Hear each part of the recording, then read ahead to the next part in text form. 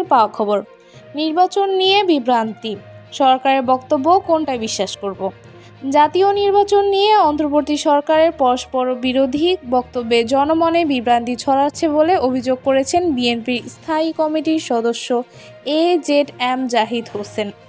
আজ রাজধানীতে এক প্রতিবাদ সমাবেশে তিনি বলেন, প্রধান উপদেষ্টা বলেছেন নির্বাচন ডিসেম্বরের শেষে বা জানুয়ারির শুরুতেই হবে, অথচ তার প্রেস সচিব বলেছেন তা জুন পর্যন্ত যেতে পারে। প্রশ্ন রেখে জাহিদ হোসেন বলেন, প্রেস সচিবের এ ধরনের বক্তব্য দেওয়ার ক্ষমতা কে দিল? তিনি অন্তর্বর্তীকালীন সরকারের প্রতি আহ্বান জানান সুনির্দিষ্ট সিদ্ধান্ত নিয়ে জনগণের কাছে পরিষ্কার বার্তা দিতে। বিএনপি দ্রুত জাতীয় নির্বাচনের দাবি জানিয়ে রাষ্ট্র মেরামতের লক্ষ্যে কাজ করছে বলে উল্লেখ করেন তিনি। সমাবেশে 12 দলীয় জোটের নেতারা অন্তর্বর্তী সরকারের ব্যর্থতা ও ভারতের প্রভাব নিয়ে সমালোচনা করেন। ভারতের প্রধানমন্ত্রী নরেন্দ্র মোদীর টুইটকে বাংলাদেশের সার্বভৌমত্বের প্রতি প্রশ্নবোধক বলে উল্লেখ করেন জাহিদ হোসেন। এটাই ছিল আজকের বুলেটিন। আমাদের খবর কেমন লাগলো তা অবশ্যই জানাবেন।